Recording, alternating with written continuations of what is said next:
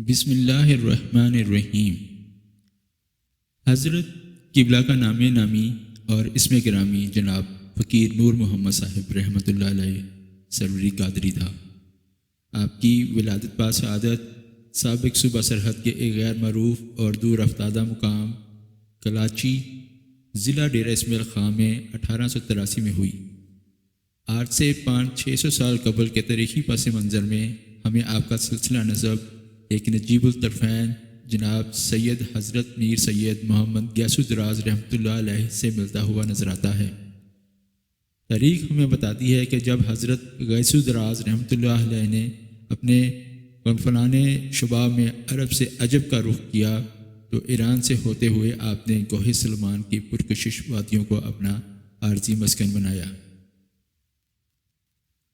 یہاں رہ کر آپ عقد و مناکحت کے رشتوں میں منسلک ہوئے اور پھر جب یہاں سے روحانی مصلحتوں کے پیش نظر عازم ہندوستان ہوئے تو ہندوستان کے مرکز دہلی سے ہو کر حیدرآباد دکن میں گلبرگہ کے مقام پر اپنی مستقل اور ابدی آرامگاہ بنا لی، مگر کوہ سلمان کی گل پوش اور حسین و جمیل وادیوں میں آپ اپنے خون نسل اور نسب کا ایک وسیع سلسلہ چھوڑ گئے۔ اسی شریف خون نجیب نسل اور پاکیزہ نسب سے حضرت قبلہ فقیر صاحب کا تعلق ہے۔ باطنی اور روحانی طور پر اور سلسلہ طریقت کے لحاظ سے آپ سلطان العارفین جناب حضرت سلطان باہو قدس اللہ سرہ العزیز کے ساتھ لازوال اور ابدی نسبت رکھتے ہیں۔ ان دونوں نسبی اور روحانی مقدس رشتوں نے آپ کو فقر کا وہ عرفہ اور اعلیٰ روحانی مقام بخشا جس کی صدیوں سے کوئی نظیر نہیں ملتی۔ آپ حضرت سلطان العارفین رحمۃ اللہ علیہ کے بے مثل، بے بدل اور لازوال فقر کے کامل مظہر، مکمل نمونہ اور کماح کا آئینہ دار تھے۔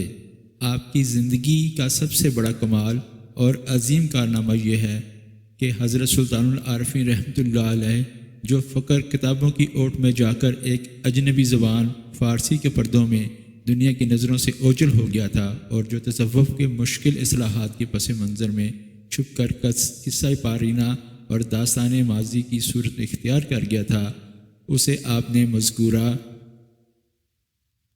دبیز پردوں اور حجابات سے نکالا اور آسان، سہل اور عام فہم بنا کر اثر نو دنیا کے سامنے پوری آب و تاب کے ساتھ پیش کیا، اور اس کی ایسی پرکشش تشریح اور دلکش توضیح کہ دنیا انگشت بدندار رہ گئی۔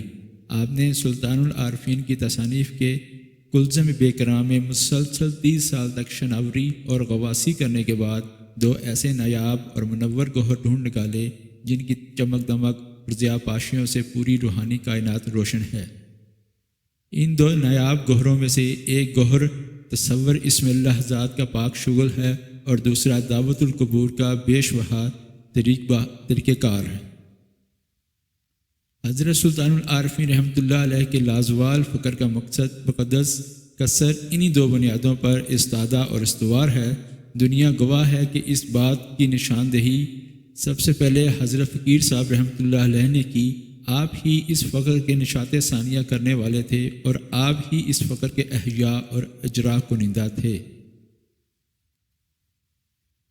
یہ ایک عجیب حسن اتفاق ہے کہ حضرت غیث الدراز کے نسبی سلسلے میں تقریباً 600 سال تک کوئی ایسی ہستی ظہور پذیر نہ ہو سکی جو فقر و تصوف کی ان بلندیوں اور رفتوں تک پہنچ سکتی جن تک حضرت فقیر صاحب پہنچے تھے، اور حضرت سلطان العارفین رحمۃ اللہ علیہ کے روحانی طریقت کے سلسلے میں تقریباً 400 سال کے عرصہ میں کوئی ایسی شخصیت منصۂ شہود پر نہ آ سکی جو ان کی فقر کا مکمل آئینہ دار ہوتی۔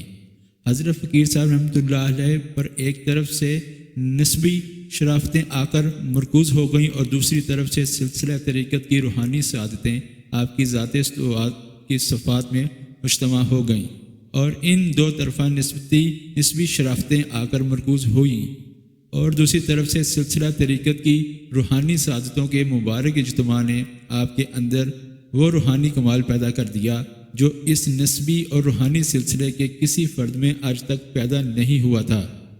گویا نسبی سلسلے کی شرافتیں اور روحانی سلسلے کی سعادتیں ایک مقدس امانت کے طور پر آپ کے وجود مسعود کا انتظار کر رہی تھیں۔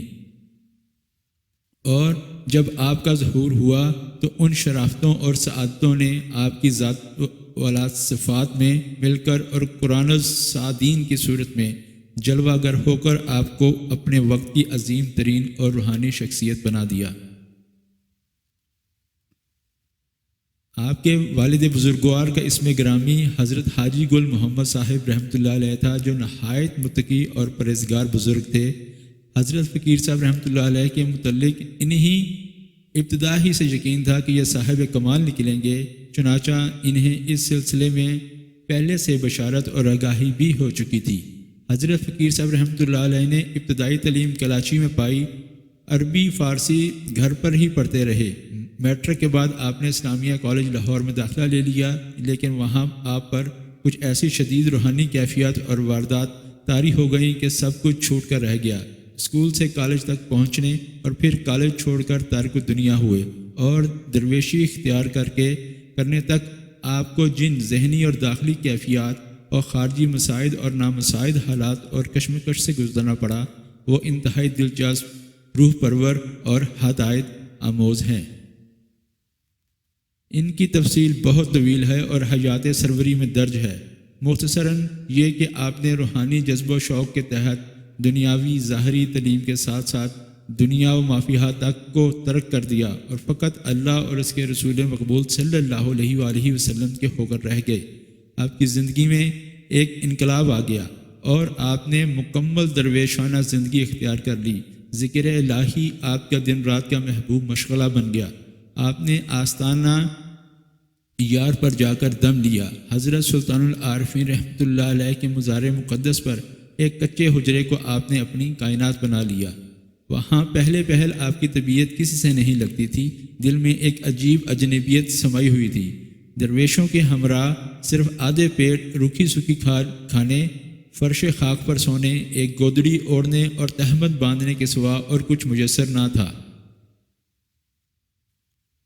اور اسی میں دل مطمئن اور روح مسرور تھی۔ انہی ایام میں سلطان العارفین رحمۃ اللہ علیہ کی ایک کلمی کتاب آپ کی نظروں سے گزری۔ اس کا آپ نے بہت غور سے مطالعہ کیا۔ آپ نے یوں محسوس کیا گویا معرفت اور فقر کا ایک بیش بہا خزانہ ہاتھ آ گیا ہے۔ اس کے مطالعے میں اس قدر لطف آیا کہ برسوں حضرت کی کتابوں کے مطالعے میں گزار دیے۔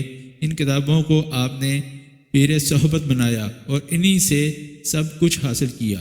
انہی کتابوں کی کتابت اور مطالعے کے دوران بعد میں یہ حالت ہو گئی کہ دن کے وقت آپ کو سلوک کے جن مقام، حال، منزل اور جس باطنی اور روحانی معاملے اور واقعے کو لکھنے اور پڑھنے کا اتفاق ہوتا، رات کو حضرت سلطان العارفین علیہ الرحمہ کی باطنی توجہ اور نوری نگاہ سے وہ منزل اور مقام طے ہو جاتا، اور ہر تحریر شدہ معاملہ اور واقعہ مکمل طور پر آپ پر وارد اور منکشف ہو جاتا۔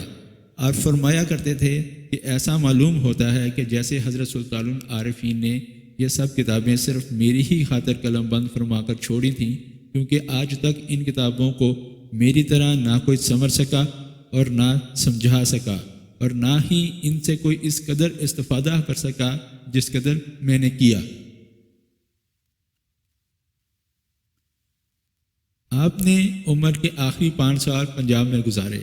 اگست 1955 میں پاکستان کے دوسرے حصوں کی طرح آپ کے آبائی شہر کراچی میں بھی سیلاب آیا اور آپ کے مکان کو بماں مال و اسباب بہا کر آپ کو درویش، بے مایا اور فقیر، بے سر و سامان بنا گیا۔ آپ نے اپنے نقصان پر بجائے اظہار رنج و غم کے خوشی کا مظاہرہ کر کے فرمایا کہ ہم فقیر لوگ ہمیشہ خانہ ویران اور باطن میں امور رہتے ہیں، اور یہی ہمارا اصلی شیوا اور مقام ہے۔